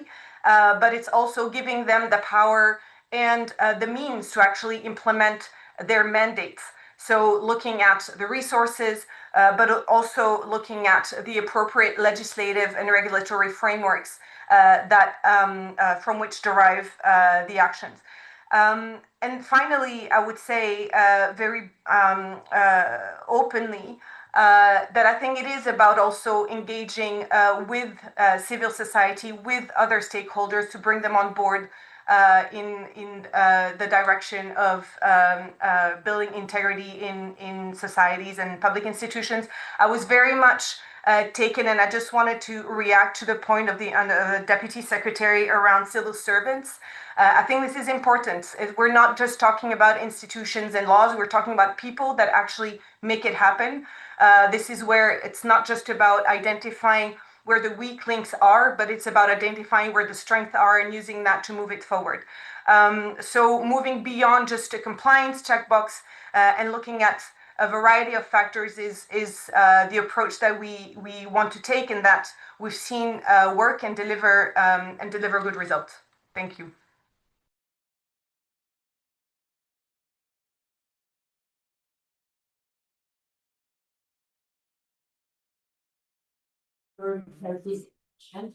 At this table, and a big round of applause for your participation. Over there is 8 p.m. Thank you very much for your participation, and a big round of applause to you, Doctor. It is always important to know the perspectives that we have from our international entities. Thank you very much. Moving forward with our panelists, I could really ask you that very quickly you could give us a conclusion or the wrap up of this table. There are very many questions, and I sincerely thank academicians and the students who are here with us and in the adjoining room. For Dr. Morris, during present times, how is it possible to strengthen the fight against corruption when there is a rise of organized crimes in countries like ours? Doctor, can you help us? Well, I'm going to be very quick. I don't know. It's very complex. I mean, organized crime is very complex. And for instance, in the States, well, they reached an agreement, a mutual agreement. Well, I said very quick, he was indeed. Doctor, as a conclusion of what we have discussed today, would you like to give us a final comment, something important?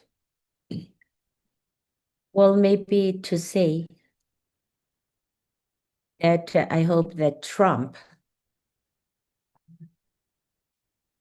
well, this is a very special moment in the US, and we can learn something very important of these lessons. Well, we can change, and I hope there will be very many tomorrows to see all these changes, because I can say that, well, in addition to having Canada as a 51st state, well, we would like very many of us being part of Canada. Thank you very much. A big round of applause, Dr. Morris, for your participation at this table. Now, well, just as the presentations were made, and now we would ask Dr. Jane with his final comments in order to have the closing of this table. Doctor, well, I can say that I think that corruption is multi-dimensional. And we can not only fight against one of the dimensions. We have heard about the multi-dimensional struggle, and this is necessary. Doctor, there is one other question addressed to you, and this has to do with the monitoring system that has been proposed. Which are the mechanisms in order to allow this monitoring system to prevent corruption work?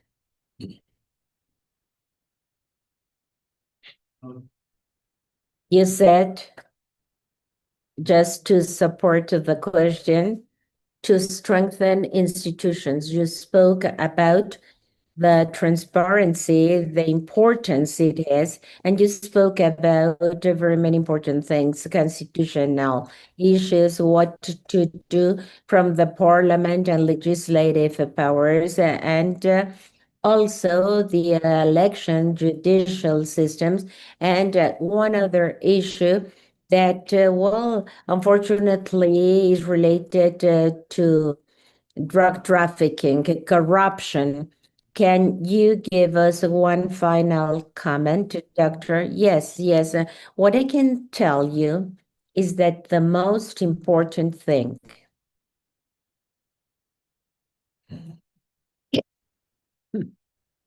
what the population can do is not to allow the manipulation of any monetary system. Tolerance of the public of accepting manipulations is terrible, because I've read a lot about what Campa has done. He has destroyed the media system. He has destroyed the media, so the media cannot say anything. The judicial system cannot do anything at this time, and this is tolerated by society. Well, actually, this question has a very broad answer. I cannot give you one simple answer. Thank you very much, Dr. Jane. Well, I was telling the Deputy Secretariat that she will be invited to give a lecture to us, because she brought about very many questions. I will only read two. The federal government, or in the federal public administration, do you have a risk matrix for corruption for governmental authorities? Yes, Professor. Yes. Well, as a conclusion, I think that it is very important to speak about corruption. It should not be the elephant in the living room. But I mean, all of us are speaking about corruption and about how we have to struggle against it. And this effort made by the university, because, well, of course, we do not only have the academic sector, the young people who are here with us, but we also had an international entity, citizens, public officials, and I hope that we will have here representatives of the civil society. We'll have to speak about this. We can all contribute to this. All the voices are valid. I was taking very many notes because we are always open to adapting the ideas in our daily chores. Actually, this meeting has been very enriching, because I have been able to listen to all the speakers.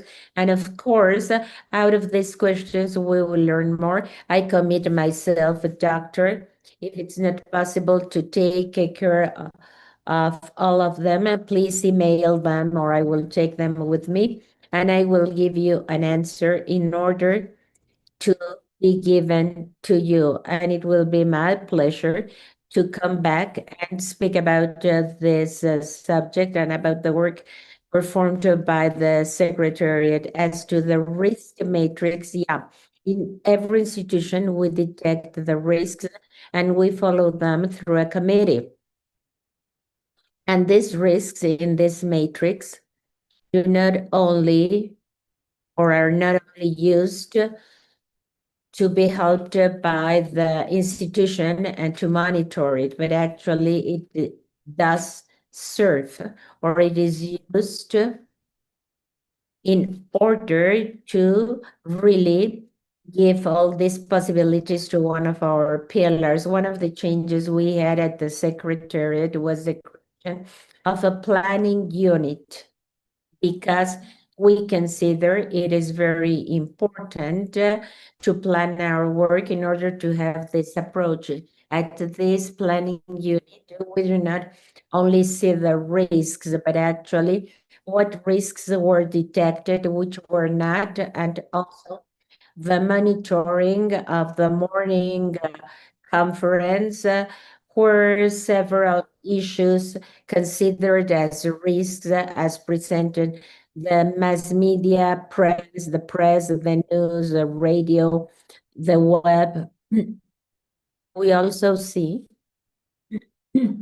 some citizen denunciations that I was telling you, the results of the audit, the results of the superior audit of the federation, federal entities, and what things in our audit can be made. We were not able to do this now, but actually we're trying to have a wide range of risks and even global risks, because there are some modus operandi where some transnational companies take part. So we try to see this with an overall perspective. Thank you.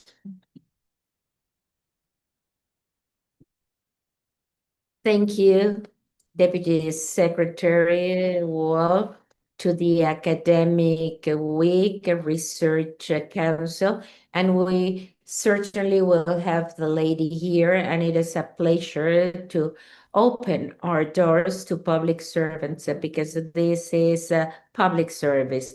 So thank you very much for everything you have told us, and in order to be so accessible. Well, Nadia Simon, doctor, well, there is something very specific, which would have to be the participation of higher education institutions in the integrity and good governance part. And if you wanted to include it to the responsibility we have at the school of accounting and administration, we will listen to our emeritus professor. Well, we train accountants, administrators, international lawyers, and this does not mean that we are alien to geopolitics and all the risks implied. And this does not mean that we do not agree with the 3,000 leaders that were in Davos. Actually, we would have to discuss what they said, and we would have to analyze the risks. And at the school, we need to develop geopolitical workshops and to understand the world, because the world is changing real fast. Oh, God. Oh, actually, we have a different approach. Trump has made it his own UN organization. What's going to happen with multilateral institutions? What are the rules that will abide? Regional banks, what will happen with the TMEC? We need to analyze it, and what will happen with all the surprises we will have, because our students will have a more specialized works, and this is more important for the women, because the payment for women will be less. And how can we correct this? We have a large task in order to discuss, to speak about, not only because of the WEF 2026, but actually we need to understand what is happening in the world, and to really learn as much as possible to improve the welfare of Mexico. A big round of applause. Thank you very much, ladies and gentlemen. And to wrap up with a golden root, Dr. Robledo, what's your opinion, your final thought? I will be very, very quick. It will only take 45 more minutes. I think that first, I am positive that if we submitted this to a votation, a unanimous vote, we would say that our expectations were really much more, because of the lucidity presentations of each one of the presenters. They really respond to our expectations, their commitment, their expertise, their talent. their vocation for the sake of this urgent necessity. And the second thing Mark Aurelius would say is that was according to his sacrifice, well, is the task that we are being faced with, and being together with Dr. Armando Tomé, our director. Here we have a vivid example of what this school brings about, regardless of some other highly honored abilities. So what we're going to do next is the inauguration at our center. And of course, this 3-year effort has been worthwhile to start the next stage. Thank you very much, Vice Chancellor. We sincerely thank our participants for these final reflections that allow us to think and construct around integrity and good governance. Thank you very much for your participation. A continuación, se procederá a la firma de las bases de colaboración mediante las cuales se formaliza la creación del